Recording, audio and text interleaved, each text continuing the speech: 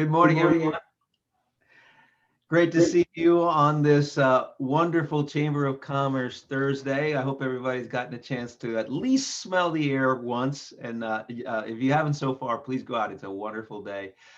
Welcome to another one of our series of webinars. Today, we're going to be focusing on smart cities, investment in tech, and it's going to be an incredible conversation. It's one that's convened by the Chamber's New World Center, Technology and Innovation, and our Education and Workforce Development Committees.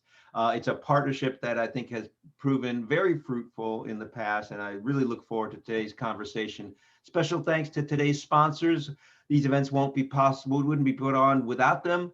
Florida Power and Light, Career Source South Florida, Hotwire Communications, and Miami-Dade College, all of whom are doing an incredible job out in the community as we struggle to recover from this pandemic. Today's discussion will focus on the investment in tech in Miami. We're going to reflect on the past, and we're going to look towards the future and what it could look like as we continue to grow our tech community and our tech economy. I think everybody has been seeing Mayor Suarez's tweets, and I think Mayor Daniela has put out an incredible program to reach out and welcome these new tech CEOs and companies that are coming in. So we're very excited about that, and I'm very excited about this conversation. Let me go through some of the event logistics with you. Your microphones are muted. We've provided the chat box for you all to exchange ideas, to drop in information. Please keep your eye on that because our panelists and our staff may be dropping in links for you to explore and to refer to later on. If you have questions for our speakers, please use the Q&A feature. That's the only place where you'll be able to float up your questions to our panelists, and obviously we want to hear your questions and get those answered.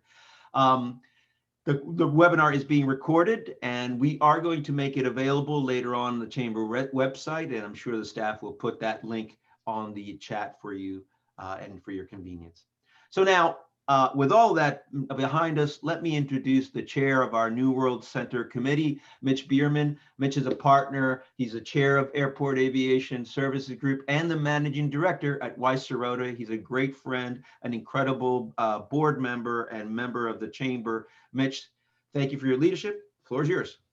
Alfred, thank you. And I want to thank first and foremost, thank Tanya and Christina and everybody who worked so hard to put this program together. The New World Center Committee is more than 30 years old, and for most of its life, it's focused on helping to create a livable, workable community in the core of our city, in the downtown area, and to make it more livable, make it the best place in the country and one of the best places in the world to live, work, and recreate.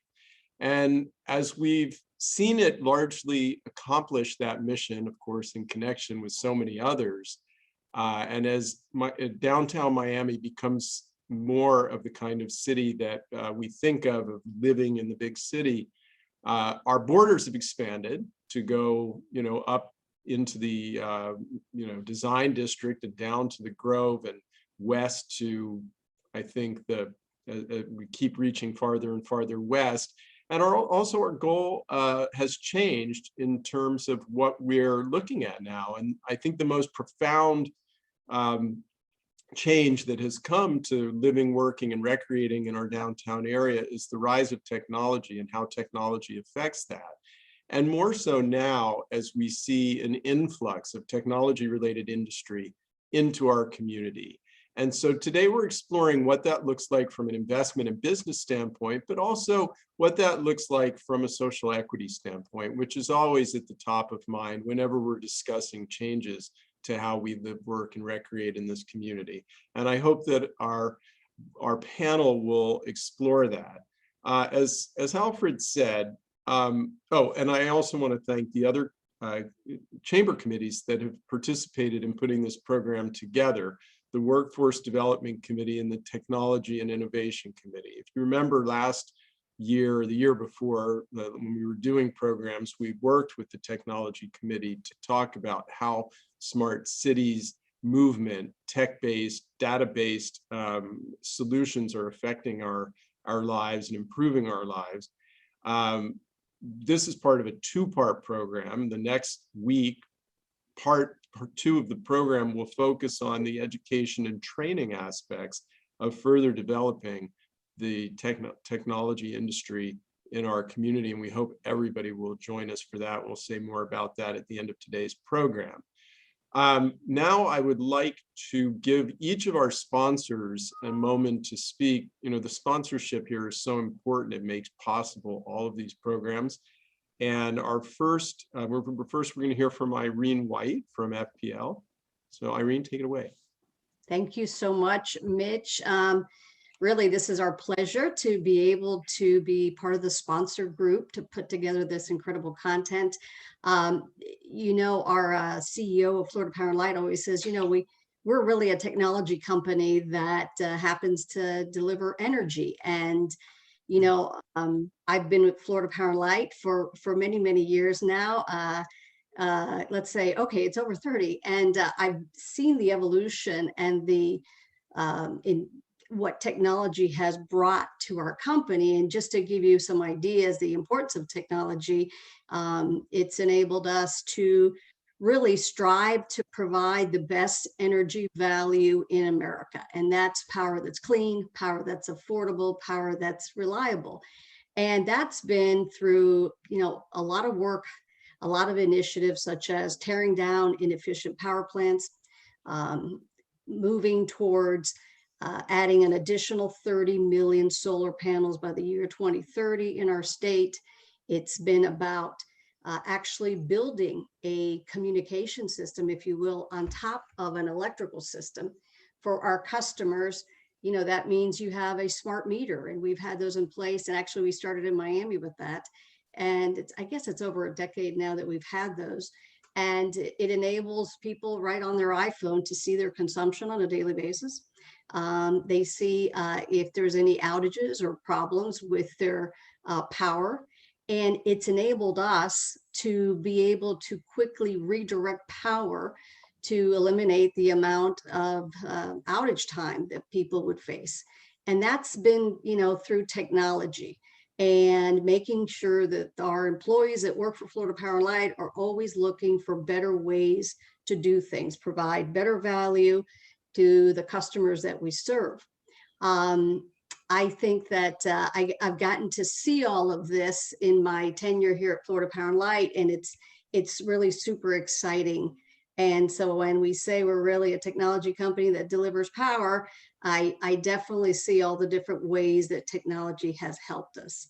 So very recently, we launched a innovation hub and it's out of our Juneau building, and I'm going to show you a video, but the idea is how we can help the entrepreneur community here in Florida advance, and how we can bring all of this talent together and that we can advance that. So I do have a little video, so I'm going to cue it up. I know that you're back there working. You can go ahead and show the video.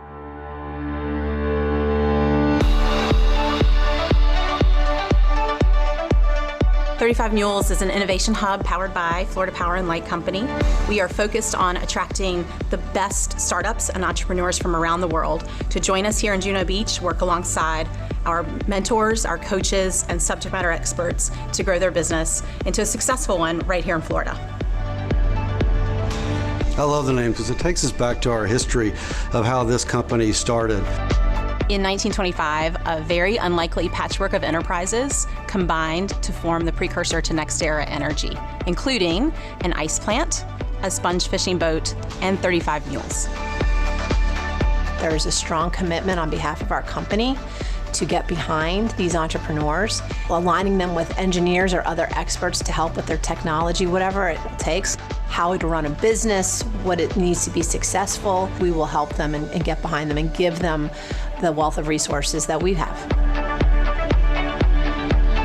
economic development is all about growing a community, a state, a geography, and 35 Mules fits right into that mission by helping at an even earlier stage of business with entrepreneurs with ideas and helping them develop it into a business, meaning that we're actually growing the next generation of companies that can succeed in Florida.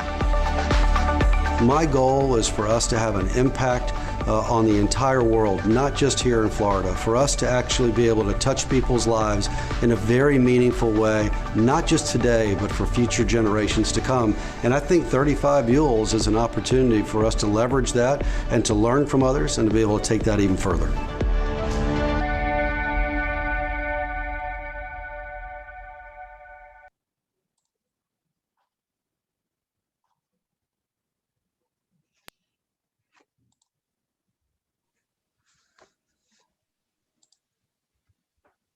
Irene, thank you. That's a really wonderful, beautiful video. Thank you for sharing it. Thank you for sponsoring. We also have Rick Beasley from Career Source South Florida. Rick? Good morning, good morning, good morning. It is so great, Mitch, to be with you this morning. Let me say on behalf of Career Source South Florida, one of the areas and responsibilities for our agency is to grow talent, build talent, to work with chambers of commerce, to work with other business organizations to help build talent around targeted industries within our community. And I would share with you, Mitch, and to our folks here, our members of the chamber, that several years ago, in partnership with Barney Gurning, the New Horizons School, we wrote the application, the tech hire application on behalf of this county for Miami-Dade County to be designated under the Obama administration to be designated as a tech hire community.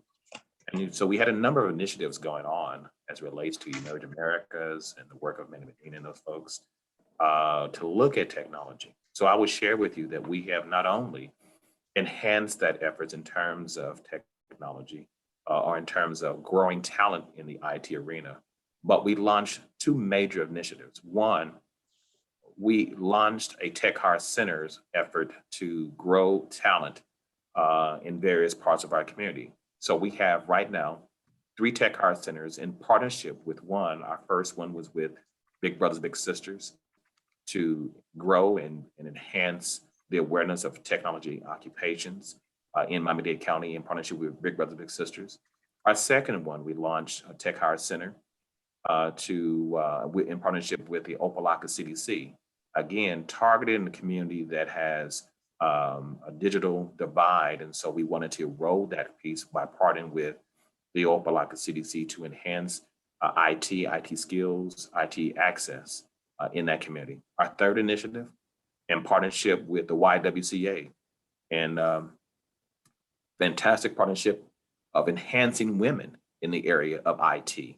And so we've launched a couple cohorts there to provide women training, but more importantly, access to IT skills, but more importantly, access to the internet and other computer accesses. Fantastic partnership.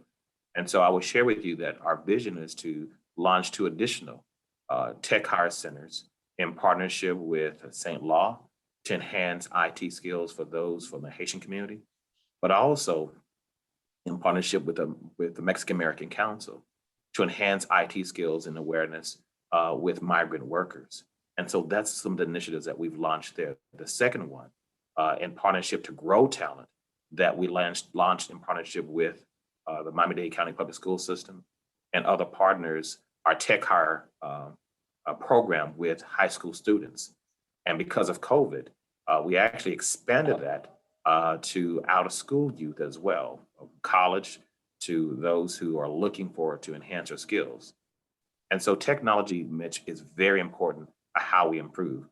Here at Career Source, our goal is to build talent and to help employers find a skilled workforce, but help job seekers find employers. So with that, on behalf of Career Source South Florida, we're glad to partner.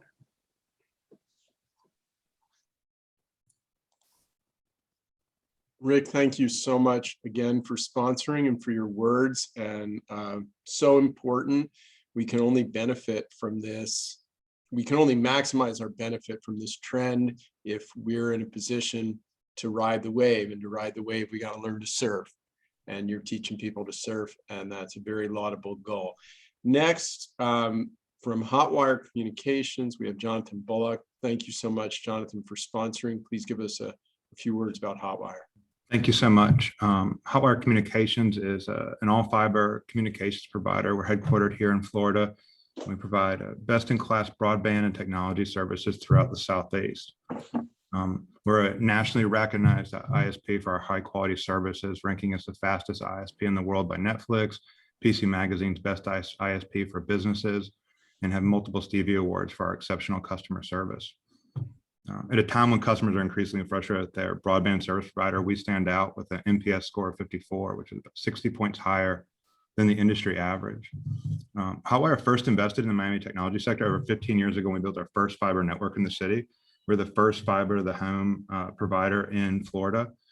We started offering gigabit internet in 2012 to residents, and in 2018, we started offering multiple gigabit internet. Since we first invested in Miami, we've spent over $200 million building fiber infrastructure in the county, and we employ over 150 people here in Miami as well, ensuring that Miami's businesses, residents, and visitors are connected to the world with our fast internet and reliable connections. If you're using your cell phone in Brickell City Center, the Wi-Fi at the Underline, or joining the Zoom from your Hotwire connected condo or home, then like the rest of Miami, you're benefiting from this significant and ongoing investment we have in Miami. Addressing the future broadband needs in Miami and the inequities in tech access should start with partnerships with local governments, institutions, to make investments that don't defer technology costs in favor of short-term fixes.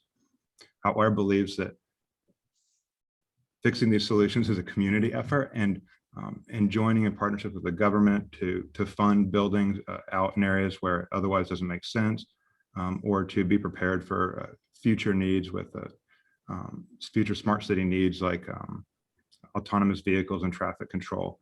Requires a look on investment infrastructure now and not waiting for the future.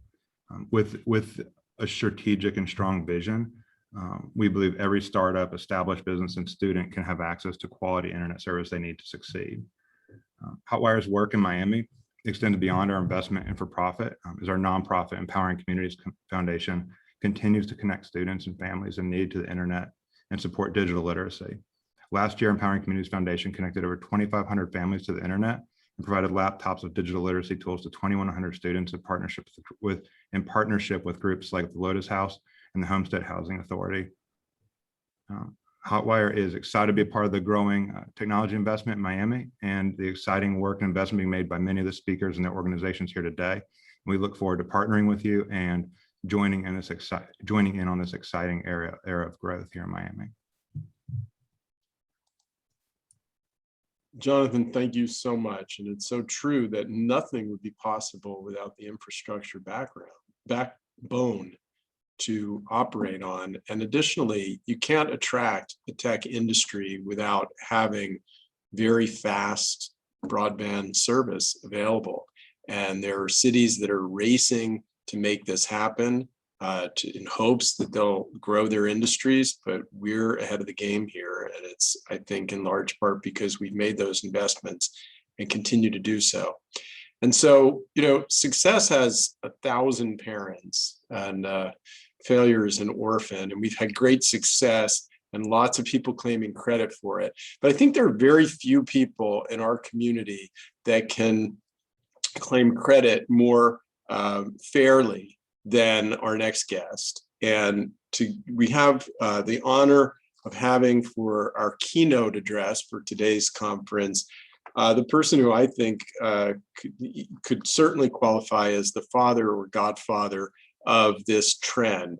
And it's important to note that this isn't happening in a vacuum. It's happening because 30 years ago, people like Medina saw what was going to come, had vision, and was able to see that there was a way to make this happen in our community, and started taking the steps back then. And so the surge in activity that we see now is because of seeds planted 30 years ago by people like Medina. So we're very, very honored to have him, this is a sort of a taped keynote because he wasn't available to join us live today, but Matt Hagman, our moderator, and Manny met earlier in the week to tape this little segment. And so we're going to hear now from our father here, Manny Medina. Good morning, everyone. My name is Matt Hagman, and this morning we have the great privilege and honor to be with Manny Medina.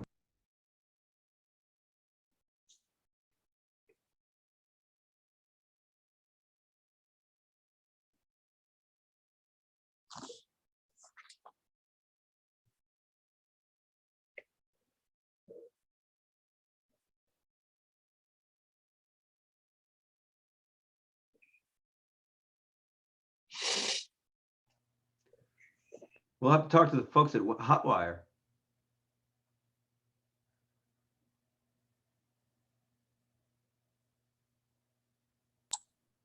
Hello. Mitch, you may want to put your camera on. There you go. I'm on. Hi. We're having a technical glitch here, and we're working on it. Apologize for that, but hopefully within a minute we will restore the network and be ready to proceed.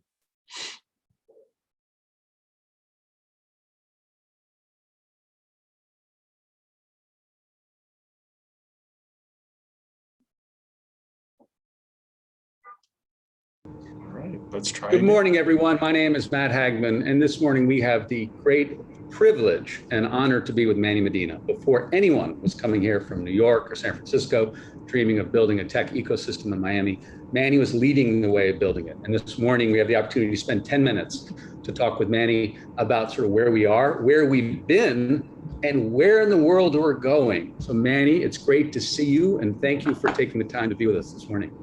Thank you, Matt. It's a great honor to be here with you this morning, and welcome everybody.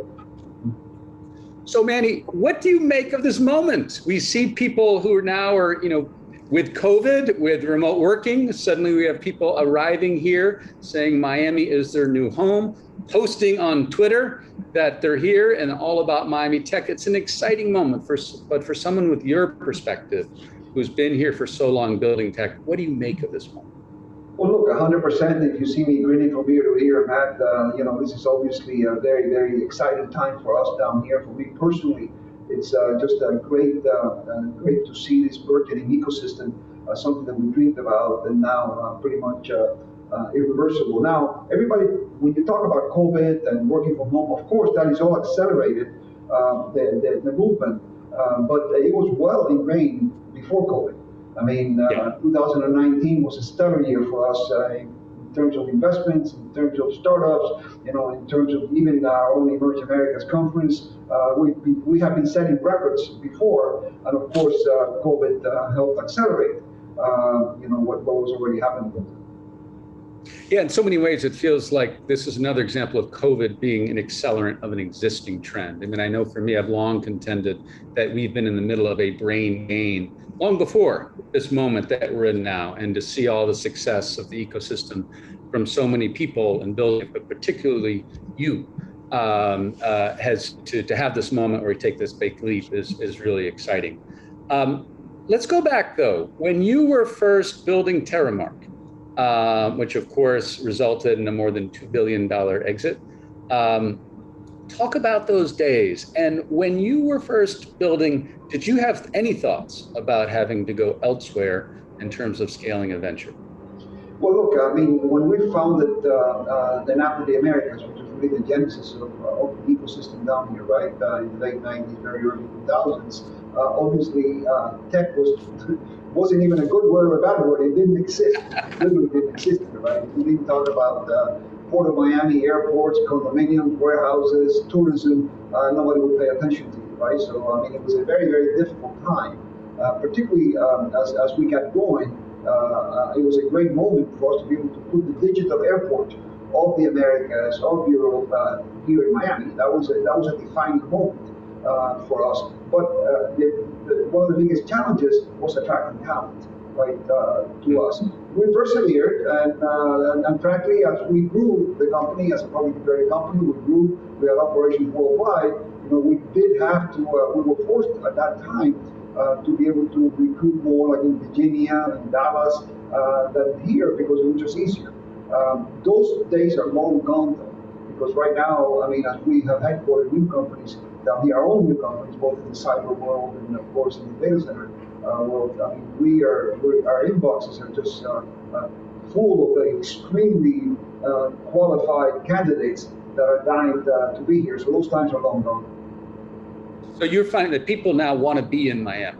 That's what you're experiencing right now. Very much so. I mean, as a matter of fact, and that was just not the case. I mean, it was just for us to be able to train. It's really interesting because we first we kind of have getting. We first had to convince. I mean, like, and I was in the early days, I was insulted more than once, saying, "Hey, listen, if I really wanted to be a bartender, I'd go to Miami." But I mean, what do you mean? I'm one of the highest specialists in this cyber, world, and you want me to go to Miami? And basically, so right now, that's just not the case. We are really attracting some of the best talents around the world. Now, as we launch on this next stage of growth, are there particular values or things that we should keep in mind as we march forward, and as so many more people join in what has been, this ongoing effort in building the Miami tech ecosystem? Are there particular things that top of mind that we'd be sure we carry with us? One of the greatest things that we have here, have always had, and that's really one of the things that encouraged me from the very beginning, is that we're very open and very welcoming, right? I mean, here it doesn't matter your ethnic background, it doesn't matter your gender, it doesn't matter your preferences. Really what it matters is you as an individual, right? Whether you're from Latin America, Asia, or anywhere else. And I think that open, welcoming environment that we have in Miami has served us extremely well. Some of the other tech ecosystems which I have had operations in, I've experienced that they are a little bit more closed, right? More difficult to penetrate. That's one of the things that is really important to me. Look, the most difficult part was getting the pump primed, if you will. And that, at the very beginning, opportunities don't like to come when there's no money, and money doesn't like to come when there's no opportunity. So you yourself, when we decided, I mean, I remember those vivid days when the Chamber of Commerce had their conference in Para Jungle, and Ken Levy got in front and said, Miami's got tech, and then I got up on the stage and said, Miami wishes he had tech, right? And at that point, it was like a movement, right? And we moved the government, we moved education, we moved enterprises. You yourself, as the head of the Knight Foundation at the time, were instrumental in just making sure that everybody came together. We really and we began to turn believers. Turning that pump, getting that pump primed at the beginning was the most difficult part, because again, at the very beginning, it just started with a few enterprises, a few entrepreneurs, a few financial sources, funding. Now it's here. It's institutionalized. I am just amazed at the number of financial institutions moving down here, right, with massive amounts of assets. And so it's already here. That difficult part is over. So now what we need to ensure is that we maintain that welcoming environment that we've always had, and that has helped us get to where we are now. So well said. So well said. I know when I first came here to Miami, that is exactly what I found. And I found people with an open mind, open arms, and a big heart. And that's why Miami became home. Last question, please go ahead. No, go ahead, man. Last question, as we think about Miami the next 5-10 years, are there particular things in addition to that spirit of being so open-minded that you think we need to lean into as we think about our ecosystem? Talent, other things? Yeah, look, one of the things that Miami's always had, it's geography, right? I mean, our old mayor, Ferreira, rest in peace, used to say, in Miami, we can screw anything we want except our geography, right? And basically, we are the capital of Latin America, and I think we got to maintain and recognize that is a big differentiator. When people ask about, we have all these great universities in major tech ecosystems. We have great universities here, but we also have a fantastic education system just south of us, an incredible talent that looks at Miami as their home, right? And I think that's one of the things that we need to maintain, is make sure that we all understand there's incredible talent in Colombia, in Mexico, in Brazil, in Argentina, you know, in Peru, et cetera, et cetera. And I think we become that magnet for them. And there's nothing more important, because that talent is just so valuable. And so a lot of this has to do with immigration, but we don't really control it, but we can influence it and get our congressmen and and our political leaders to see how important it is to make it easier for that incredible talent to be able to come and domicile themselves here. So as that magnet to Latin America, I think will continue to be a great differentiator for us. Well, Manny, thank you very much. Manny Medina, the pioneer of Miami Tech. Really appreciate the time today. Thank you, Matt. Thank you. Welcome, everyone. Thanks. Thank you, Matt, and thank you, Manny. And now I'd like to introduce my co-chair of this committee, David Restainer, who is going to introduce our panel and get us started.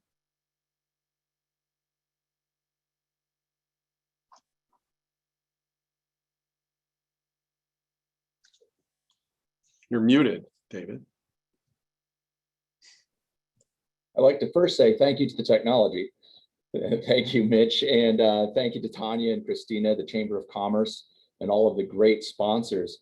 It is a great thrill to be the vice chairman of this committee and to talk with you all today about technology and investing in Miami. And we have a tremendous panel today. Claudia Duran is the managing director at Endeavor Miami. Now, Claudia comes from El Salvador and has experience in industries such as the airlines, private wealth, and extensive experience in nonprofits as well. Endeavor's in 37 markets around the world. They're a mission-driven organization, and they're intent on catalyzing economic growth. We also have with us today Raul Moas is the managing director at the Knight Foundation. We all probably know how near and dear the Knight Foundation is to our local community. They're national, but radically focused locally. He's also the founder of the Miami Angels, which is the largest collective of angel investors in Florida. We also have Nyatta, managing partner at SoftBank. He was the founding member of SoftBank's group in Silicon Valley and of the famous Vision Fund. He's a Harvard VA, an Oxford Rhodes Scholar, and a very accomplished person, and we're looking forward to hearing from him. Sredni, Salo is the managing director at Ocean Azul. He's the founder since 2017, a venture capital organization. He's a passionate chief executive officer and board member. He's very passionate about what he does. Like he's the recipient of the Young Entrepreneurs Award, the Ultimate CEO Award. But what I noticed is his face really lights up when he talks about his family and the benefit of being close to family during a worldwide pandemic. Matt Hageman will be the moderator of this panel. Matt is the executive vice president at the Beacon Council, in charge of the One Community, One Goal. Matt's terrific. He's the former Miami director at the Knight Foundation. And in his last 2 years at the Miami Herald, he won the President's Award, which honors the best of all of the McClatchy newspaper chains, the Gerald Loeb Award, which is the highest honor that you can achieve in business journalism. I'm lucky to have known Matt for a very long time. And I recall in the end of the 2000s, maybe 2006 or 7, I was walking on Brickell and bumped into Matt on the sidewalk. He was walking the streets with a notepad, talking to people, asking terrific questions and listening. He's been listening to people for a very long time. And he's very much in touch with what's happening in the tech scene. He's an extraordinarily effective listener, and he'll be asking the right questions. So enough about the past, and let's hear from Matt about the future of tech investing in Miami. Thank you. Thank you very much, David. It is a pleasure to be with you, and thank you to the Greater Miami Chamber of Commerce for assembling what is a terrific panel, and really look forward to an awesome discussion with a great group. There are two ingredients to any startup ecosystem. One, of course, is funding, and the other is talent. And today we're taking a deep dive at a critical moment in Miami's growth. For nearly a decade, back at Knight Foundation, we launched the program focused on building Miami's ecosystem, for instance, back in 2012. For nearly a decade, there's really been a concerted effort to build Miami's tech ecosystem. And right now, we're in a real growth spurt in this journey. And in so many ways, I would sort of frame it, think about it, sort of we see these two tracks that are colliding. On the one hand, the ecosystem that so many people have worked hard to build is bearing fruit. Chewy, founded in 2011 in South Florida, has exited, IPO'd. It is now publicly traded at a value of more than $30 billion. Manny, who we just heard from, Sistera Technologies, became a publicly traded company earlier this year and is now valued at more than $3 billion. Nearpod had a $650 million exit earlier this year. And of course, Reef has raised more than $2.3 billion in venture capital and is rapidly growing from its base in downtown Miami. Meanwhile, as we're all experiencing with COVID, we're seeing this great reshuffling as people are reevaluating their lives, where they work and live, and what they do. And Miami has been a big winner in this. We consider that Jack Abraham at Atomic, or Keith Raboy at Founders Fund moving to Miami. And of course, SoftBank, as we're going to hear much more about, committing $100 million to Miami startups. Taken together, it's a really good time to take stock and to focus on one of the key ingredients in any ecosystem, and that's funding. And as we begin, start on a bright note, and that is that to show this clear upswing that we're on. In January, a report that came out saying that in the fourth quarter of 2020, some $1.2 billion in venture capital was invested in South Florida companies, the biggest quarter-to-quarter spike among any metro in the US. And for the quarter, this Miami ranked 6th nationally, behind Silicon Valley and San Francisco, New York City, Boston, San Diego, and LA. But it's still important to note that overall, last year, more than 2/3 of US investment dollars went to 3 places: San Francisco and Silicon Valley, New York, Boston. So as we start, want to get into a bunch of things. Sort of, is this democratization of funding geographically real? Funding in terms of, is there a democratization of funding around people? What are the trends going forward? But first, let's talk about geography. And Shu, I'll start with you. There have been efforts here in the US, take Steve Case's Rise of the Rest effort, trying to stir entrepreneurial activity and venture investment in other parts of the country, other than the 3 primary centers of innovation and investment. And you, perhaps globally, represent more than anyone the belief that there's value in places that people haven't been looking. That through SoftBank's Latin America Fund, and of course, the Opportunity Fund, which focuses on entrepreneurs of color. And just yesterday, you tweeted that the future is being built in Latin America. Why are VCs like yourself looking outside established centers of innovation? And is this real? Are you finding real opportunities? The simple answer is it's a very competitive business to allocate capital. And in the public market, there's a wonderful concept that encapsulates that called alpha. Alpha is outperforming the average, to put it simply. It's very easy to perform the average, you just buy the S&P. But if you want to outperform the average, you have to find things that other people haven't found, or think about things in a way other people haven't thought about them. That's really hard to do in the public market.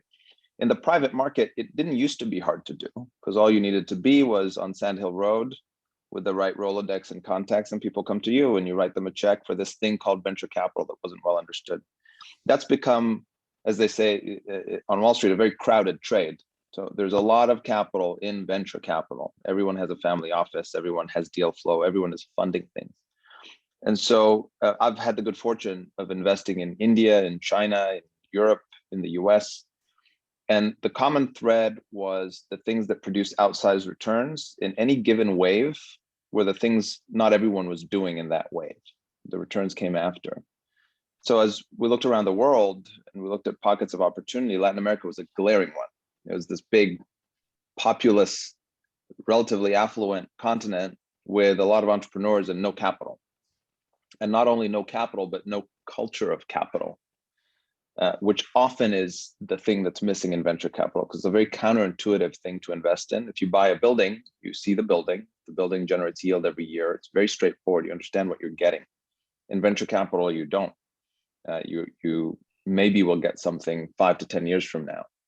And that's kept people away. So the culture of capital for venture is a thing we brought to Latin America in a much bigger way. And we see that same culture of capital missing for different pockets in the US. Founders of color often are not surrounded in their communities by a culture of capital. There's this thing called a friends and family round. And you're only lucky enough to get a friends and family round if you have friends and family who think that's a good thing to do and who have capital. And so we've deliberately focused on Black, Latino, Native American founders in the US because they're not surrounded by this culture of capital that's so common in Silicon Valley. And the same is true here. So the reason is you generate alpha if you go where other people are not yet, and then hopefully you're right. But another big insight that we've had is this whole idea of culture of capital, enabling people to take these kinds of very unusual risks that founders take is an important ingredient. And it hadn't really existed at scale in Latin America. It's still building in more underrepresented communities. It's still building in Miami, although there's a lot of really good groundwork. So that's the short answer for why we're intrigued with these alternative destinations. And to date, what is the level of investment that you've made, both with the LATAM Fund and the Opportunity Fund? And can you give some sense of sort of your experience to date in terms of success, in terms of on your way to alpha? Sure. I'm limited in what I can say about the Latin America Fund because it's material for SoftBank, so I can only repeat what's been publicly stated. It's a $5 billion fund. We've deployed about half of it in about 30 companies.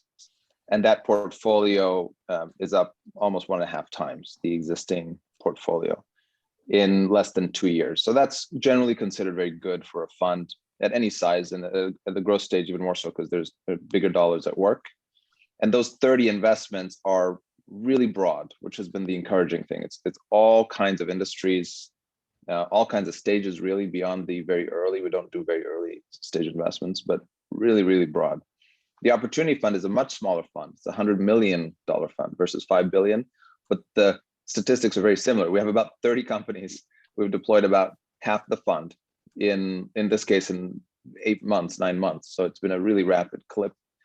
And people have always said, and this ties back to Miami, people have always said there's no pipeline, there's a pipeline problem. We found the opposite to be true with both those experiments. What was missing was the right spotlight, the right attention, the right validation, the right support. And so both in Latin America and especially with founders of color, there has been no pipeline problem. There have been people trying to do all kinds of things, and all they needed was a good long-term partner to give them the capital to do that. I think in Miami, the pipeline kind of follows the culture of capital and the spotlight, and it will come, especially now. So that's how the funds are doing. Got it. And one quick follow-up, I'm going to turn to the other panelists on this point. How, in sort of going into these areas where you're looking around the corner a little bit here, and going to other places, trying to go other places others aren't, how do you source, how do you find these entrepreneurs? How do you source these deals? Momentum begets momentum. There's a lot of value in starting big, in making a big announcement and getting the wheels turning and getting some initial investments done with entrepreneurs who then tell other entrepreneurs and validate your whole effort. You kind of have to go all in. Dipping your toe a little bit here and there doesn't build the momentum that you need to really get a fund like this going. And so we've, in each case, tried to be very big splash at the beginning, and then you pick your spots and you make sure you do high quality investments, and that feeds on itself. But you get an initial cohort very quickly of good companies that then refer other good companies. And Miami right now has the exact same opportunity. People talk a lot about the hype. Hype is so hard to generate. It should be embraced and celebrated and then used to build momentum. So people hating on the hype, I think, have it completely wrong. Hype can be wasted, but hype is a really valuable resource to generate momentum. And momentum is the thing that you need that begets momentum.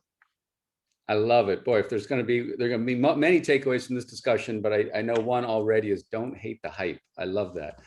Claudia, let's turn to you. Sort of digging in also on this idea of what we're seeing from a geographic standpoint, how we're beginning to see sort of a bit of democratization around funding. Talk about from the Endeavor entrepreneur perspective, what you're seeing. I remember well talking to Ariel Havo from Reef, talking about each of his big funding rounds, that he had folks encouraging him either to move to the Valley or New York. And he chose to stay here. Are you finding entrepreneurs here in Miami, particularly those in the Endeavor portfolio, still feel those kind of pressures, or actually finding much more success in fundraising while based here? Yeah, so we've seen a tremendous improvement in access to capital. About 10 years ago, I mean, the South Florida metro area drew about 220 million in venture capital, and now 10 times more. And last year, it's about 2.2 billion in VC being invested across 150 deals. So we've seen a huge improvement for the local ecosystem. I believe that the three main buckets, I mean, the cities being New York City and San Francisco and Boston being always leading the way in that sense for deploying capital. Now for entrepreneurs locally, I mean, and this is a huge effort Endeavor is doing, really bridging that gap, the financing gap, because there's been for earlier stage startups, it's been always a challenge to get to seed and Series A.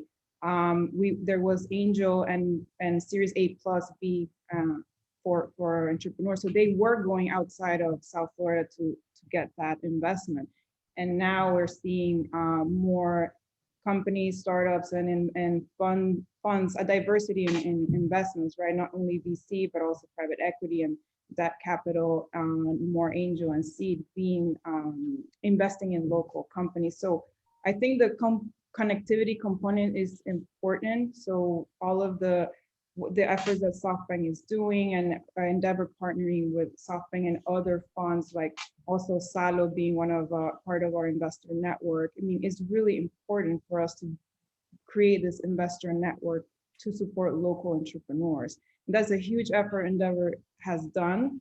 We have, I mean, about 90 funds now in our investor network across the United States.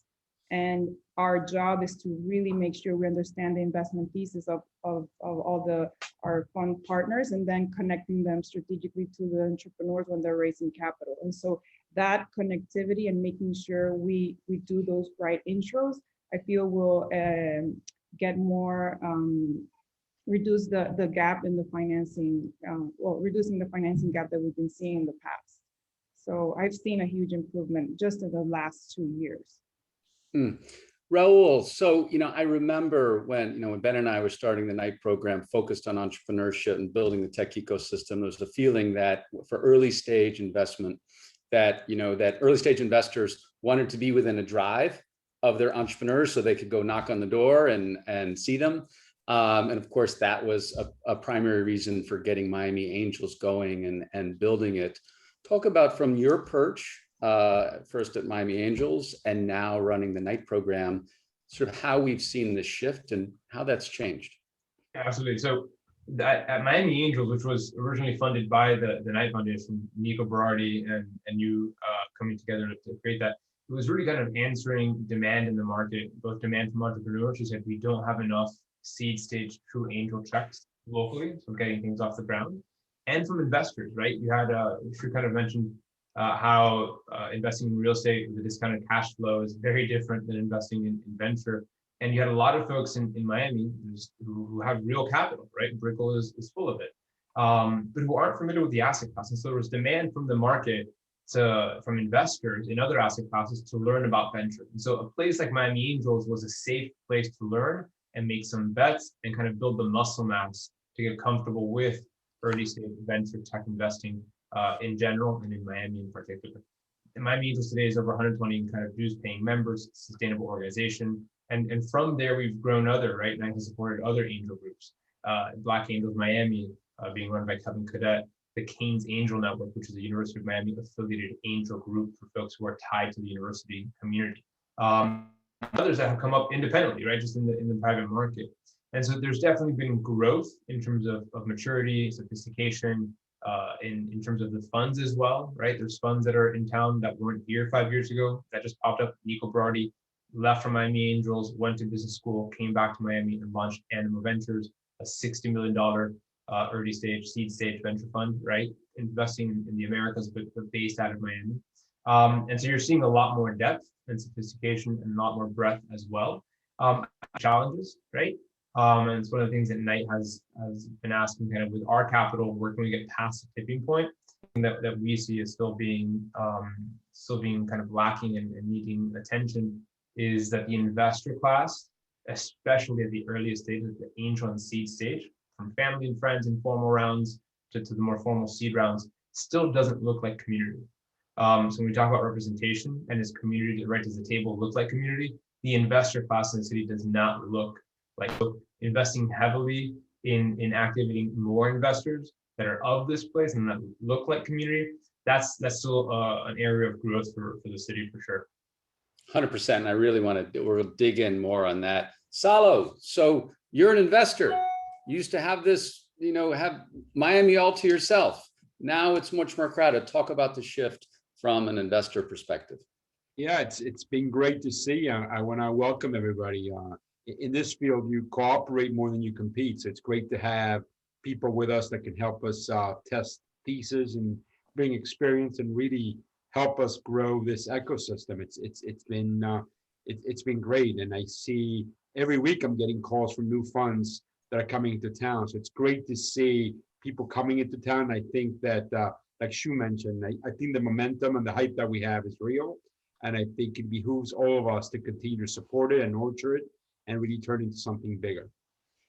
So let's turn to, so if we're seeing investment and venture investment in places that really weren't getting it previously at any scale, let's talk about, as Raul referred to already, equity, not just in terms of places, but in terms of people, right? As we think about sort of where we're at, I was just reading this morning, startups raised 13% more in 2020 than in 2019.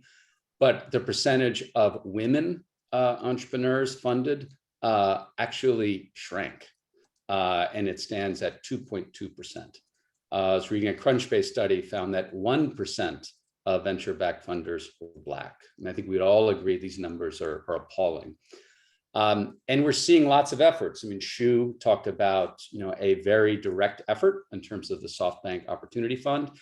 Square, Apple, others have all launched efforts. But want to dig in on the panel about other ways we should be thinking about this, because this is a real problem. If the companies of the future are going to be created through venture funding, and such a narrow part of the population is receiving that funding, and even narrower part of the population has things like friends and family rounds that are available to them, what are we to do? So I think we really need to solve this. And Shu, want to turn back to you. Know that, with the Opportunity Fund really leaning in on this in a big, big way. But what other things does your mind drift to as places that we need to be going as we solve this really searing equity divide? I think it's very important to understand there's no silver bullet. Yeah. And it takes a long time. So we just need to have that framework in our minds. And within that, I think we should be doing all the things, but with the understanding that it takes some time. And what is on that list of all the things? One is we need more people who are making decisions who are not white men. If you make decisions and you're from a different background, you'll make different decisions. It's very clear. And not just that, but people will approach you differently. They'll feel more comfortable talking to you about their idea. They'll feel more safe. And when people feel safe, they're their best self. So creating that safe environment for somebody to really let their ambition and their idea flourish is important. And it's difficult if you're sitting across the table from 5 white men, which has been the model. So I think having more people making decisions in places that are allocating capital who are not white men is a very important thing. But that takes time because you have to build the talent, groom the talent, train the talent, and then have the talent making decisions. I think that's really important. The other is having pressure on companies you invest in to hire, because a lot of founders come from companies that are successful. A lot of founding a company is realizing it's possible because you've seen someone proximate to you do it. And so if you put more and more people who are not from the traditional backgrounds in these tech companies, seeing what it's like to build them, they will then go on and do the same thing. A fascinating statistic is Rappi, which is a Colombian company that went to Y Combinator, has, of all the Y Combinator companies ever, Rappi has produced the most subsequent Y Combinator company founders. And this is a Colombian company. Fascinating statistic. I just learned that 2 days ago from the founder. And it's because you see the example and you say, I can do that too, and then you go do it. So in a sense, you just need a couple of these events to create a flourishing of positive copying. And so the second big thing I'd encourage is, for when you invest in a company, how do you promote their employee diversity agenda, especially in technical talent, especially in executive positions, because those are the founders of the future. And I'm sure there are lots of other ideas, but those are my two favorite. And how do you do that? Sort of when you're investing in a company, a big deal for a company. I mean, it's a validation, even in addition to the money, to have SoftBank saying, we are making a bet on these entrepreneurs, on this company. Do you then very intentionally talk about the importance of diversity in the company, in the leadership, even, perhaps even in the cap table if possible? Or how do you go about that? Or is it more about sort of the Rappi example, which is this great model that serves as a catalyst for others to do it? I think we all need to be braver about having those conversations. And the good news is there's this acronym ESG, environmental social governance. It's a hot new thing. Basically, it means companies have to care about the communities they're in and the world in which they operate, not just their bottom line, right? And they have to have good environmental stance, good social stance, good governance frameworks. ESG is a mega trend, just as much as mobile phone penetration is a mega trend, just as much as climate change is a mega. It's one of the prevailing trends of our time, and it's picking up steam. So I think we're all helped by that, and we have to intentionally, to use your word, encourage an ESG mindset in our own companies, but in all the companies we invest in, which is, what do you care about? What are you trying to improve in the world? How are you manifesting that in your choices? Not just what's the valuation. And that should be part of the discussion. It's not at the level where it's a deal breaker, but raising the question is a very important step, and almost nobody does that. Wow. Well, with SoftBank leading the way on that, certainly that creates real possibility. Claudia, talk about what Endeavor Miami is doing. And by the way, I should mention Shu is on the board of Endeavor Global. Yes, I was about to say, I'm really honored to be in this panel. I mean, Shu is on our global board. Raul and yourself, Matt, are on our Miami Endeavor board. And then Salo is have been a mentor for our Endeavor entrepreneurs for a while. Yeah. Also in our investor network. So I'm really happy to be sharing this conversation with all of you. It's the Endeavor panel. It's the Endeavor panel. I didn't realize. Thank you for connecting those dots, Claudia. That's awesome. So Claudia, talk about what Endeavor is doing. Of course, Endeavor was set up fundamentally around identifying promising entrepreneurs who are at that inflection point, really ready to scale, not built around sort of driving greater diversity, definitely built around changing economies around the world. But under your leadership, Endeavor Miami being very intentional about creating opportunities. Talk about what you're doing. So I was very conscious about making that decision once I joined Endeavor. I realized that we needed to really increase the support to entrepreneurs, having more inclusive network, more diverse. And so I was very happy to have had the support of Mayor Suarez and the city of Miami to launch the first accelerator for female founders last year. And so that was a great initiative. And bringing all these incredible women founders into our network has been a really great experience. And now we're connecting them to investors and preparing them for that fundraising round. They're mostly in their seed or Series A. And then this year, we launched an accelerator just for Black entrepreneurs. And I am very also happy with, how they were also connected to Endeavor, and now we're very strategically supporting them. We had a gathering this week with both, actually, the alumni of both accelerators and our job is to really plug them into our community, right? Connecting them to the investors, mentors, advisors, to really help them thrive. That's our mission. We want them to really be successful entrepreneurs and for their companies to grow and really be able to make, not get stuck in the death valley, because they're at that point in time where they need the most support so they can really succeed. So for us, is really, and for myself, a priority. And we will continue to support minorities going forward. So you'll see more of those accelerators coming soon. Yeah, I mean, after all, I mean, if innovation, built on a diversity of ideas and people, if that's the case, which I think we all agree it is, that the more people we include, the more successful, the more innovative we'll be. Raul, so at night, obviously going back, seeded efforts like Black Tech Week, which is now the Center for Black Innovation, or the Babson Women Innovating Now Lab, and now under your leadership, made a big bet around education, and talk about how you see education as something that can actually create an ecosystem that really is lifting up an entire community and not benefiting just a narrow slice of the community. Yeah, absolutely. So when Marcelo Claudia announced SoftBank's $100 million Miami Initiative Fund, he gave this really great kind of almost formulaic view of what kind of drives tech innovations, like people and capital, right? And one of the areas that we've always kind of had an eye on was, well, how is Miami rising to the moment and pumping out and developing talent that meets the needs of the companies that are either in Salo's portfolio or Claudia or Shu's portfolio, right? And we kept hearing from entrepreneurs need more and more competitive, better prepared talent. And so what's happened in the last 8 years, Matt, has been that a lot of the work that you led and everyone's kind of table has led has inspired and has really forced in many ways a lot of the institutions in higher ed and across the board education in South Florida to say, what are we doing? What's our role, right? Where are we seated at the table of the innovation and tech economy locally?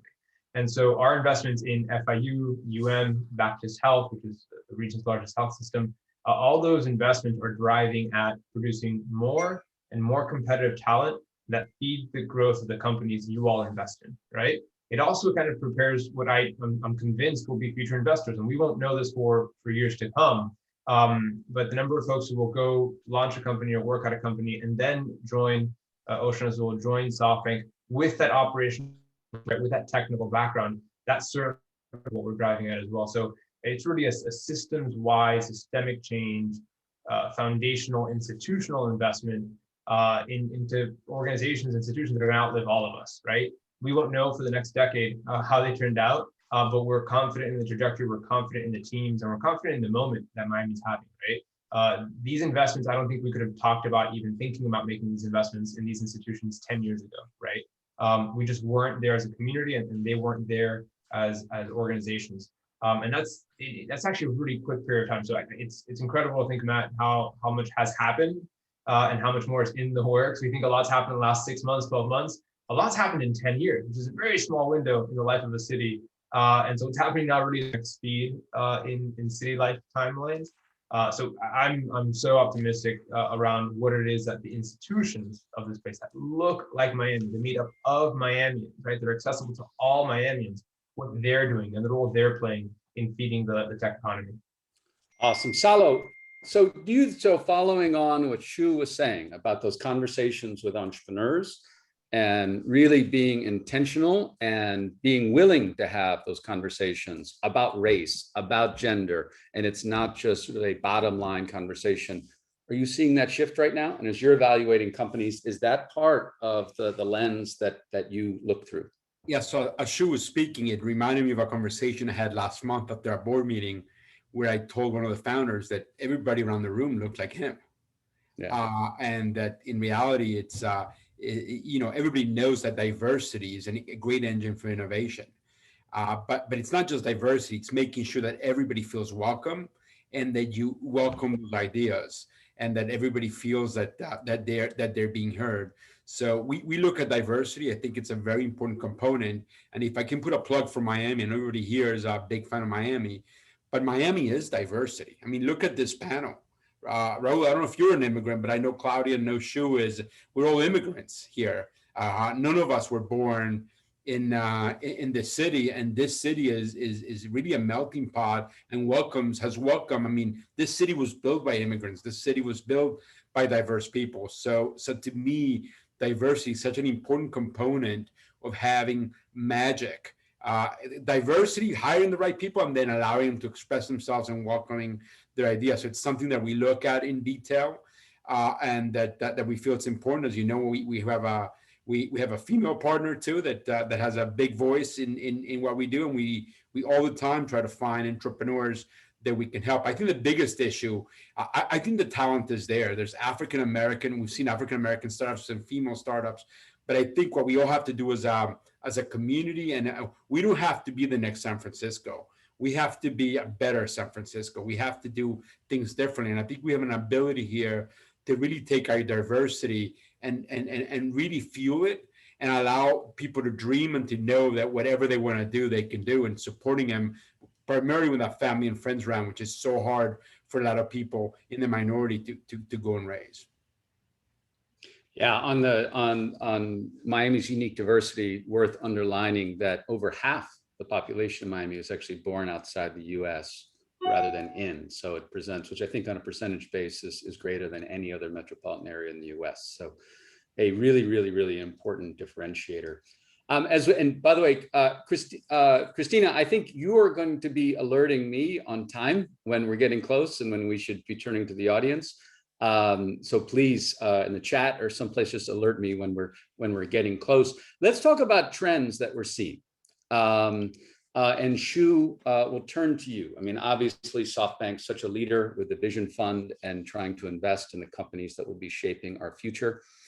What are those areas that you're leaning into that you think makes sense? Obviously, you know, in your particular case, to the LATAM Fund and the Opportunity Fund. But in terms of sort of if you look at all of the different companies that you're investing in, are there some commonalities? Is there a common denominator that all of them share and that you're looking for as you make your investment decision? Yeah, so I'll preface my answer by saying I tend not to be a trend-driven investor. And the reason for that is I think if you get obsessed with a trend, then you go find things that fit the trend. And it doesn't mean that they're great companies, because you think the trend is right and you're kind of privileging your own view of the world. So I prefer to kind of see what entrepreneurs are doing and then retrospectively say, I guess that was a trend. But that said, at a more abstract level, I'd say that the most interesting thing to me that's happening in tech right now in Latin America and globally is the word disruption is fading away. So what is happening in LATAM is not disruption. That is just the wrong word to use for what all these companies are doing. It is a much more profound thing. It's inclusion and it's enablement. What tech is allowing startups to do is reach deeper into the pyramid with consumers and with businesses, because they have a much lower cost to serve. They don't have huge profits to protect. And generally in LATAM, industry has been focused on the top of the pyramid. You can live like an American in LATAM if you're of a certain income level. If you're below that, you're living in a third world country. And that dichotomy is true in many emerging markets. That dichotomy to some extent is true in the US in certain places. So the beauty of tech is it allows you to reach deeper and deeper into the pyramid and still build really big businesses with really incredible experiences, because the digital business is a lower cost business inherently to run. And so I'd say the mega theme of disruption kind of being the old word and inclusion and enablement being the new words is a fascinating one. And I tend to look for companies that are including and that are enabling. So are you enabling a small business to be more efficient?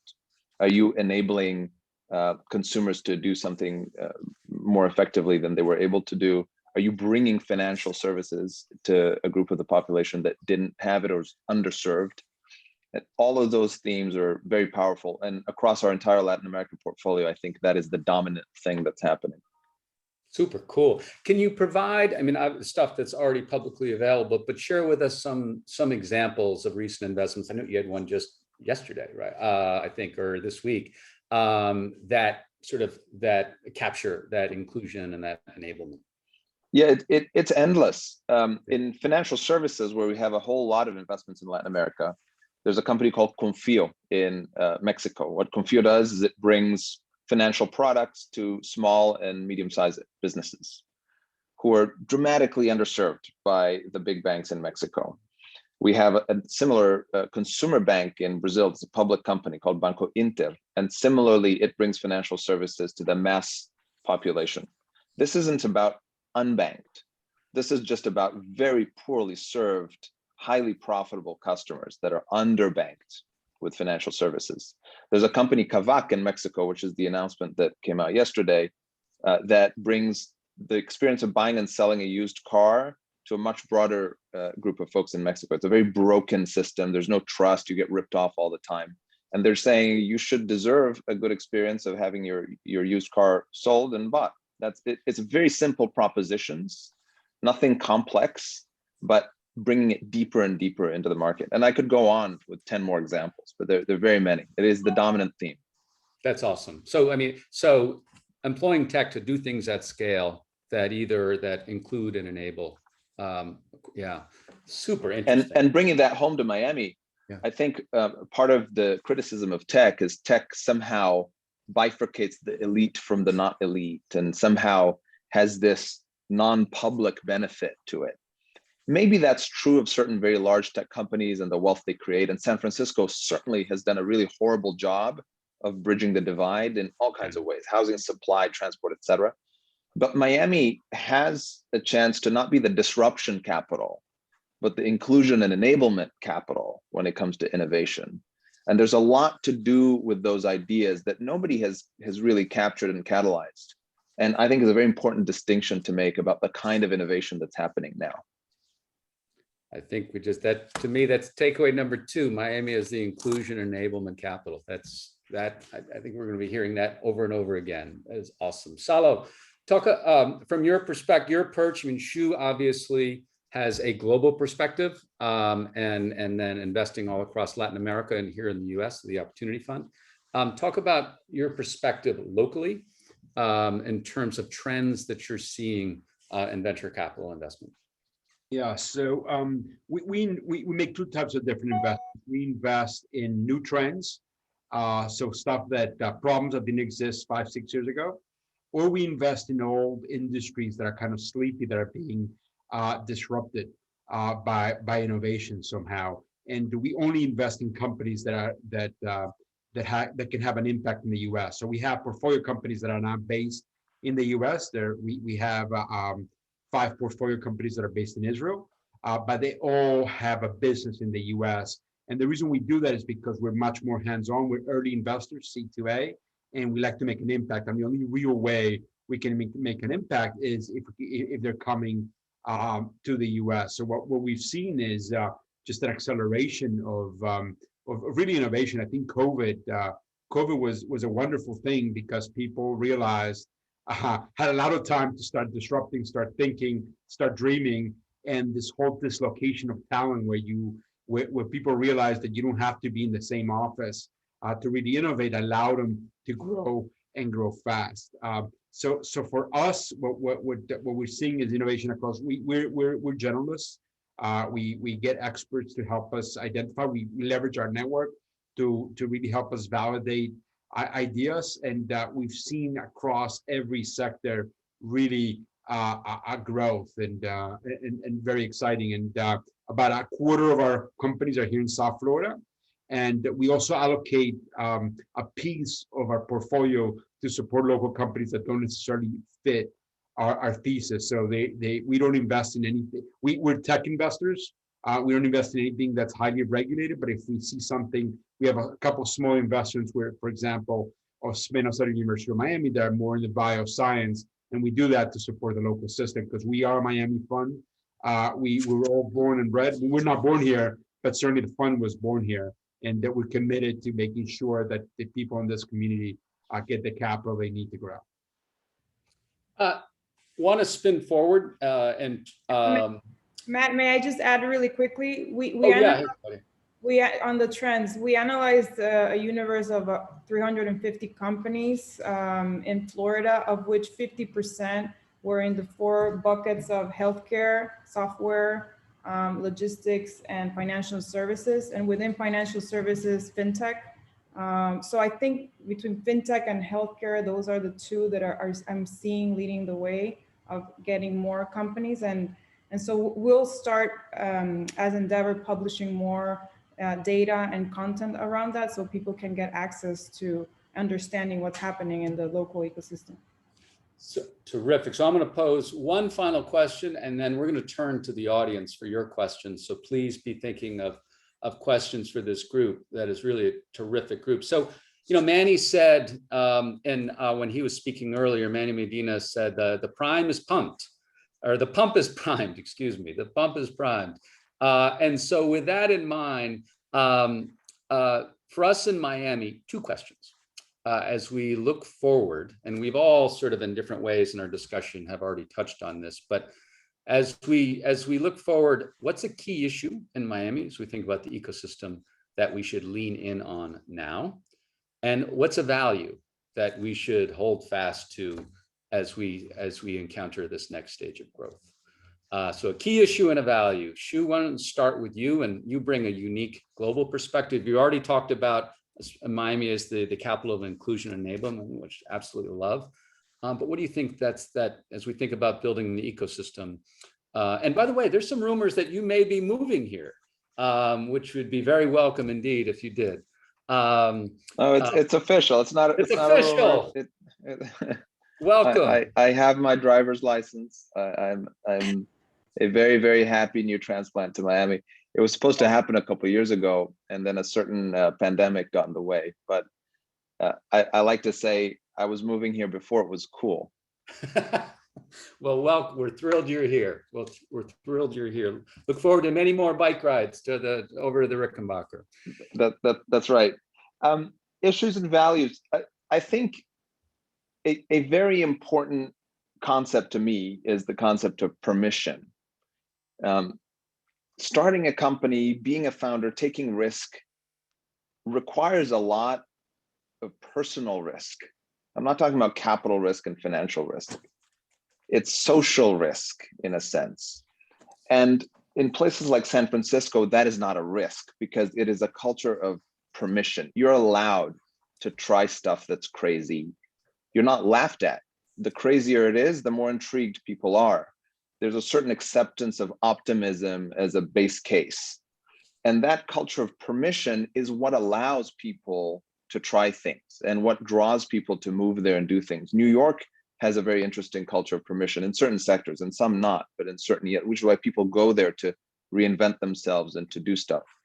I've found often in emerging markets where people grow up in the same neighborhood where they were born and go to school and all their friends are around, there's much less permission to do something a little out of the ordinary. And my sense, just in speaking to people in Miami, is Miami still needs to take that leap in developing a permission culture where doing crazy things is celebrated as opposed to ridiculed or laughed at, where capital is provided to try stuff that's a little out of the ordinary, where when you explain what you're doing to your friends and your family and their parents and et cetera, it is not ridiculed, it is celebrated. And that's, I don't know how to change that, but I would say for me, the culture of permission is a very, very important thing. And it's part of why Silicon Valley is so difficult to replicate, is because it has embedded in it this attitude that the crazier it is, the more intrigued we are. So I'd just give that one answer. That's awesome. Claudia?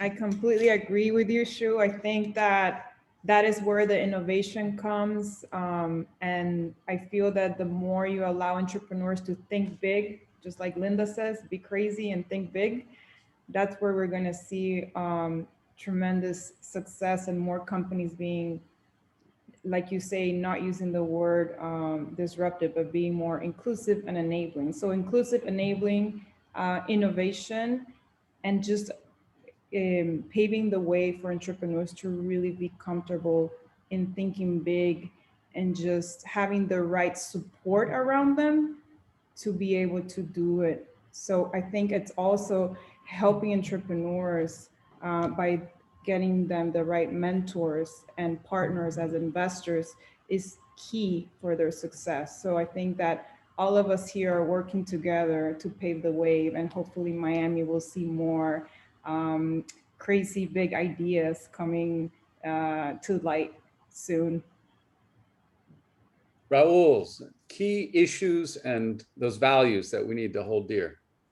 Instead, I think the issue I'll throw out as a pandemic, thankfully and hopefully abates, and we resume to kind of an in real life world. I think stitching together community. So it's not just the 6th borough of New York and not just the SF expat crowd and then like the Miami tech OG crowd all in their own silos, that we have ways and experiences to cross pollinate, and whether it's YPO, like where Salo is active, or Endeavor, or the LLC, which Salo is also active in, helping young entrepreneurs build community and find tribe. I think that's it. Attaching people to place through tribe and community. And in terms of values, Matt, I'd say that holding ourselves accountable, not getting comfortable with the narrative that most of America kind of throws our way, that Miami is a diverse place and that's good enough, right? Yes, ethnographically, kind of demographically, we are culturally and ethnically diverse. That's not the same as to what she was saying about giving folks equal access to take risks, right? Not everybody can quit their jobs because they don't have a family kind of support structure to allow them to do that while they launch their venture. So I think it's accountable to the highest standard around access and opportunity is going to be essential if what's happening here is going to happen for all of Miami. Totally. That's terrific. Salo. I'm going to lean into diversity. I think that that it's easy to say we're diverse. It's easy to embrace diversity, but I think we all, each one of us, everybody's listening here, we all got to do our part to make sure that everybody feels they can dream, no matter what they look like, no matter what they believe in, and that we support them and we help them grow. So, and I think that part of that is creating that community that Raul spoke about, and also what you and Claudia spoke about letting people, failure is not fatal, and that we celebrate, and that the key is the recovery, getting back on that horse. But to me, it's diversity as a value. Yeah, terrific. So Christina, I think we are turning to questions now. Should folks from the audience who want to ask a question, they will put it in the chat, or can they actually jump up on Zoom and ask their question directly to the group?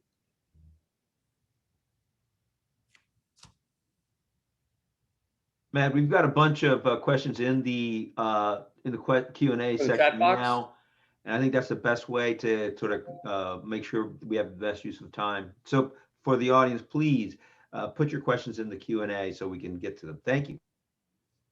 Terrific. So so everyone drop your questions. I see David Restainer has a question. David, since you're with us right here, why don't you go ahead and ask it directly, and I'll then pull some questions from the chat as well.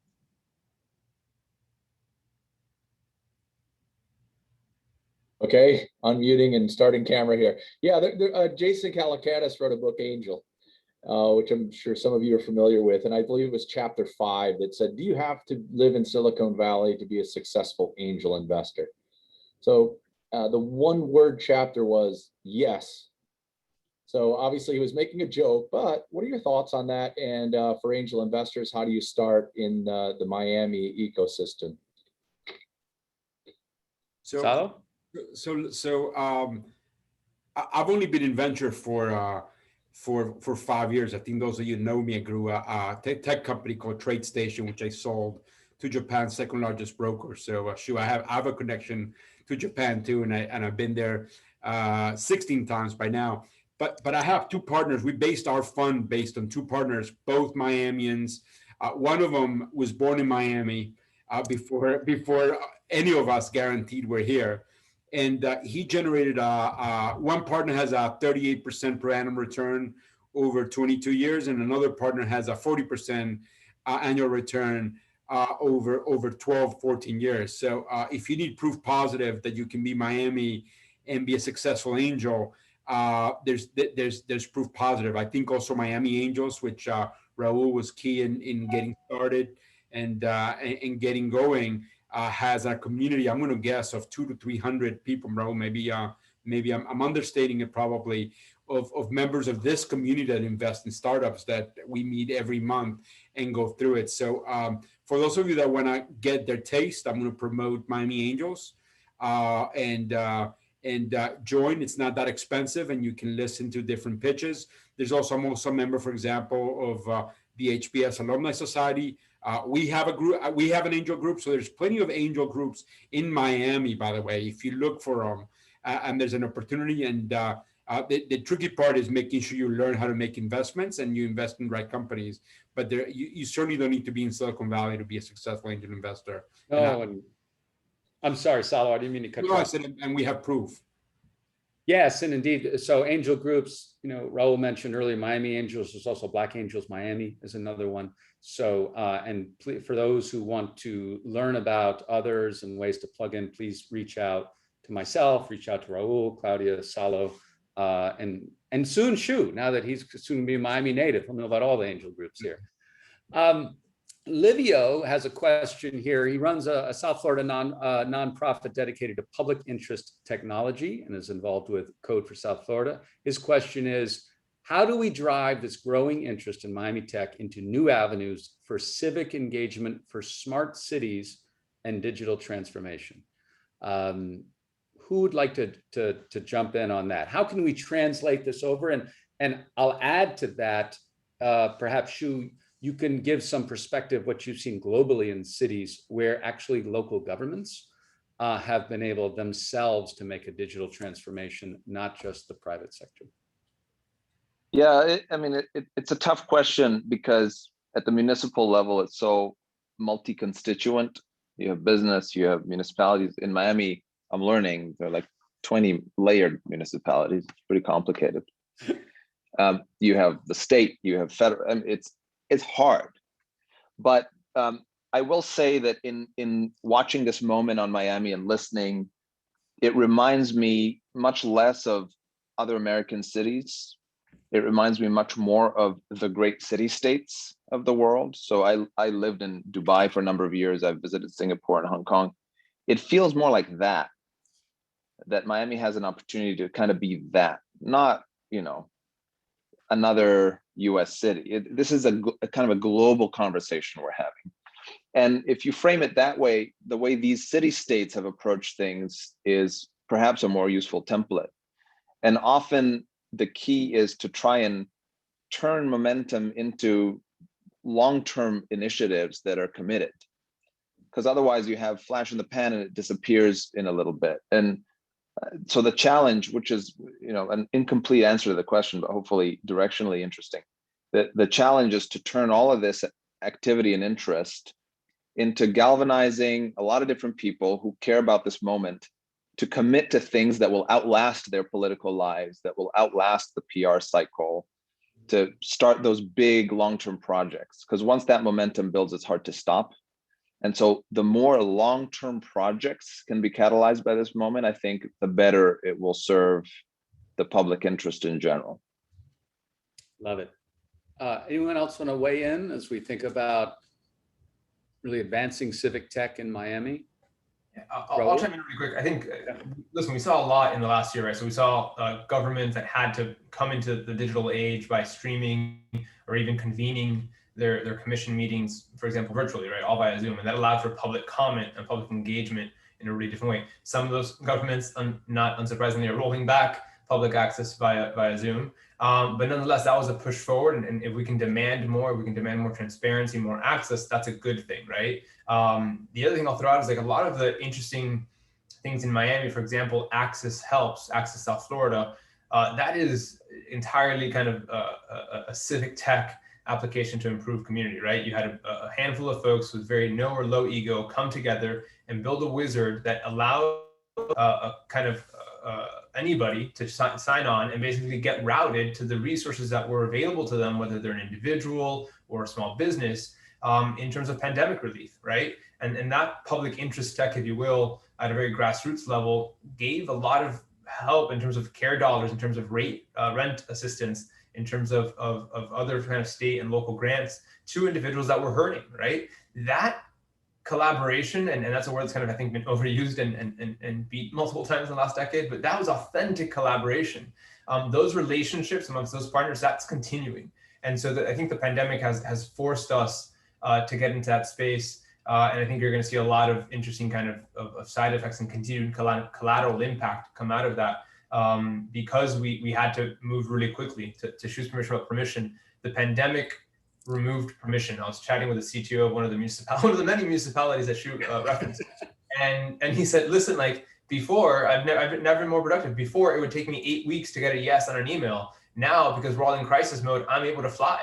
And so that's really been, I think, what has happened. We've accelerated the pace of adoption for a lot of these platforms, these techniques, these tactics.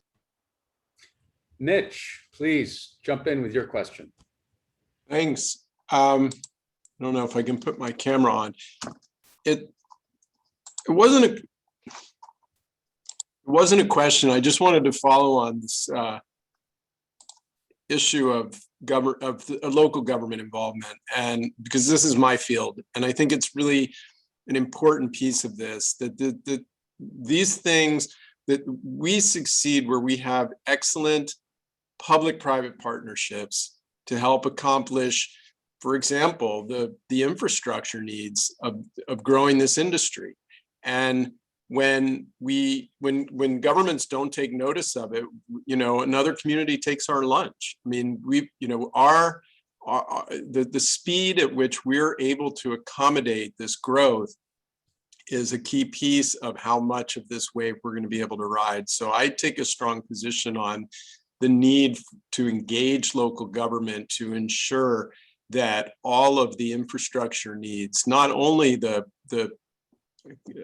fiber optic cable and the various nodes need to be built, permitted, and done quickly. We cannot let interference, NIMBY type interference from communities prevent these types of improvements that we need. And it goes beyond, the wired and wireless infrastructure. It extends to the transportation infrastructure, to the permitting of new buildings and other aspects of the built environment, and to creating and ensuring a sustainable environment in our communities, so that we know that whatever we build will last, will be sustainable for many years to come.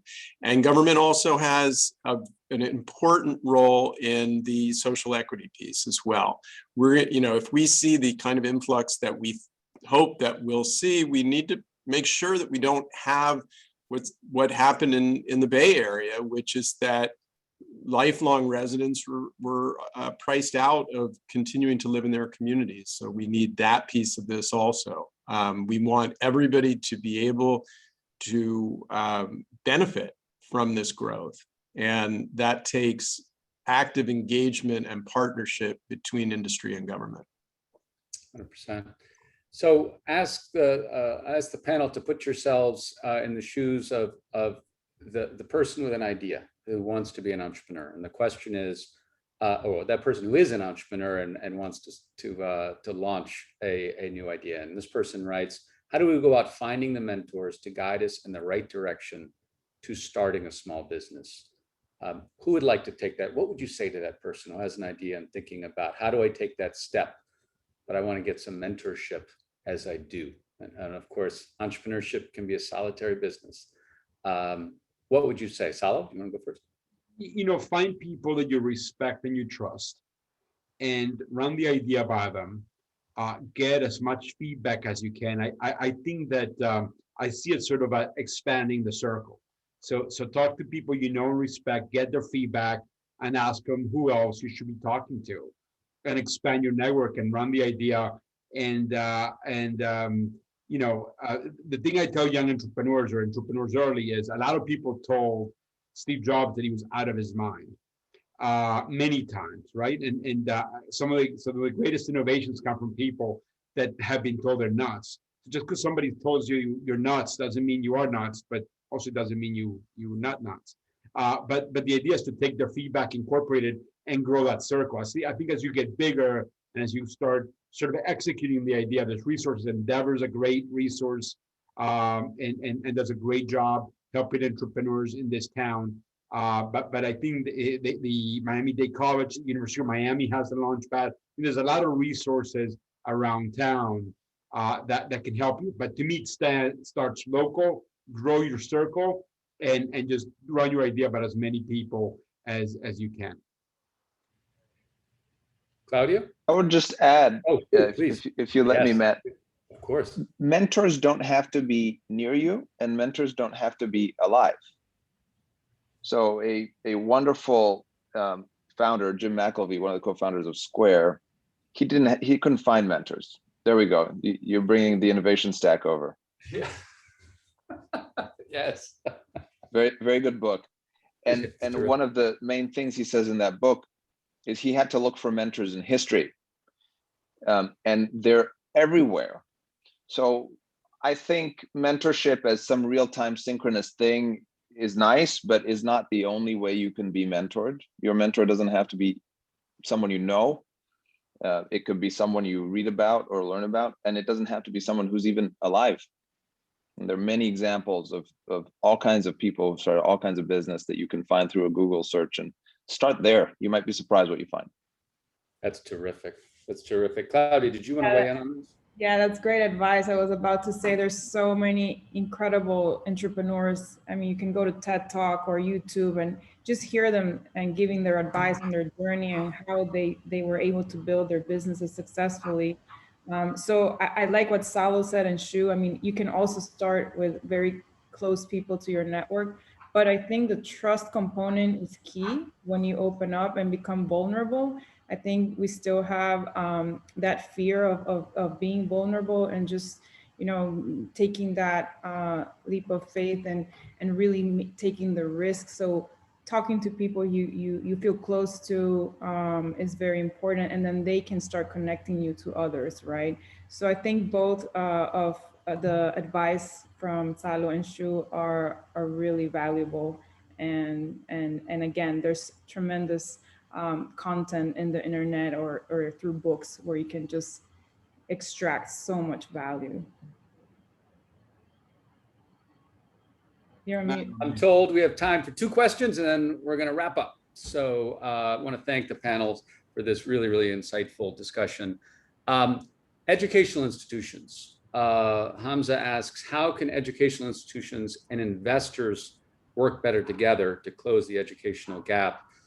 Here he's talking about in the K through 12, but I would throw out to the panel also in higher education. I know in places, you know, you look at Kendall Square, it feels like, you know, there's this interaction between university and enterprise that's very fluid and back and forth. In other communities, it feels like they're real walls. How should we think about educational institutions and investors, like so many of you here, to better work together as we continue to push forward the ecosystem? And I'll leave it to whoever would like. Raul, why don't you lead us off on that? So you just made a big investment.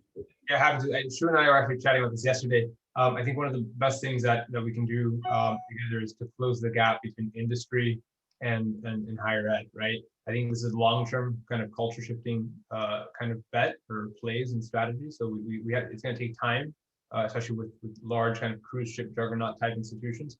But I'd offer to Hamza and everybody else in DC and other places. I think we got to bridge the gap that exists right now between where industry is and how fast industry is moving and changing and going, and higher ed and kind of how that responds. And so one of the best things I think investors in particular can do is to really bring in kind of the needs of the market, of their portfolio companies, and say, hey, what I'm hearing from my portfolio companies is that the puck is going to be over here in 5-7 years, and see how higher ed can then respond to that, right? We got to know where the puck is going, or have an idea in order to develop talent in time to meet the needs at that moment. So closing the gap between the market, industry, and our higher ed partners, I think is going to be an important part of how we level up and kind of go to the next echelon of authentic collaboration. 100%. Salo, Claudia, do you care to weigh in? I don't have much to add to that. No, Well, I'll close with this, with a final question, and I'll pose the question for Shu. I was intrigued by a tweet that you put out, I think it was last week, and you tweeted that, quote, critical pieces on startups by big publications tend towards a cliche narrative. Quote, they had big ambition. What they said 2 years ago isn't what they are now. Some things didn't work. By the way, no profits, end quote. And then you go on to say the best startups are non-linear processes of discovery, feature, not bug. As we close out, elaborate on that and to what we should take away. Sure. I mean, it's no surprise to the folks in this room who've started companies, who've dealt with the startups and the journey. What you're investing in isn't a business plan, really. It's a team addressing a market. And on the journey, as they address that market, they will figure out the business plan. And it's almost certainly not going to be the first one that they started with. And their product may not be the first one that they started with. Startups that die get attached to an idea. And if it doesn't work, they stay stubborn with that idea. And that's what leads to their death. Startups that survive sometimes have the perfect idea day one, and they never have to change it. And it's amazing, but that's very rare. The more common version of really good startups is they start with an idea, directional, and they build a product and they realize it's not quite right, and they tweak it and they tweak it. And sometimes they have to tweak it a whole lot until they find this magical thing called product market fit. And they may need to do that multiple times in the life of the company. But the best teams are always curious and discovering and asking where the pain points are in the market and changing. So change is something that shouldn't be criticized. And what I was trying to express there is there's so many simple stories that say this startup changed. That's kind of the headline of that story. And that is the point of startups. That is the point of this way of starting companies, is you're supposed to be iterating and searching and curious and always open-minded to find what really is missing in that market. Well, that is a terrific way to wrap up a really terrific panel. To each one of you, Claudia, Salo, Raul, Shu, thank you very much. Really enjoyed it. And we'll turn it over to Mitch. Thank you, Matt. Thank you. Thanks. Thank you, everybody. This was such a great event. It certainly exceeded all of my very high expectations in content and relevance, and just a fascinating look at where we are and where we're going. I want to thank the panel again, and Matt Hagman for moderating, and Medina for participating. I want to thank again the staff of the Chamber, which always does a great job. And the reason that it looks seamless or nearly seamless is because they work night and day to make that happen. And thank you so much. I want to remind everybody that this is only part one of a two-part program, and part two will take place next week on April 15th. You can see that again, we have an extremely exciting panel. We have great sponsors. We have Matt coming back to moderate part two. And you know, this goes hand in hand. I hope our panelists will be able to join us again when we do part two, so that they can ask the tough questions.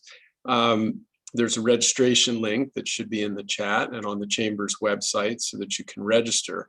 If you enjoy programs like this and you're not yet a member of the Chamber, you can see today the value that the Chamber brings and the opportunities for engagement. I urge everyone to join who's not already a member, and everybody who's already a member to renew.